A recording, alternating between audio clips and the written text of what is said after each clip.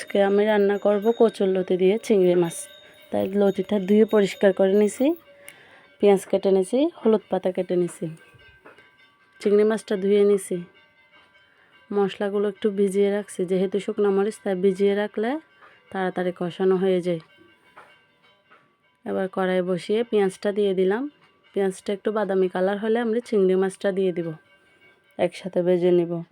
যেহেতু মাটির চুলা একটু অসুবিধা হয় ভিডিও করতে, তারপরে যতটুকু করতে পারছি আপনাদের সাথে আমি শেয়ার করতেছি। আবার চিংড়ি মাছটা দিয়ে দেওয়ার পালা, দিয়ে দিছি। চিংড়ি মাছটা একটু হয়ে গেলে, লালচে কালার হয়ে গেলে তারপর আমি দিয়ে দিব কি মরিচ মশলা। এই যে মরিচ মশলা যেটা ভিজিয়ে রাখছি ওটা দিয়ে দিছি।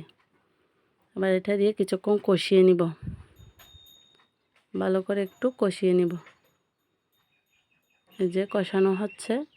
তরকারির মরিচ মশলা যত বেশি কষাবেন তত বেশি টেস্টটা বাড়ে। এবার আমি লতিটা দিয়ে নিছি, লতিটা দিয়ে একটু করে কষাবো, তারপর একটু জল দিয়ে সিদ্ধ করতে দিব। উপরে দিয়ে দিব হলুদ পাতাগুলো দিলে ফ্লেভারটা কিন্তু দারুণ আসে। এই তো প্রায় শেষ রান্না।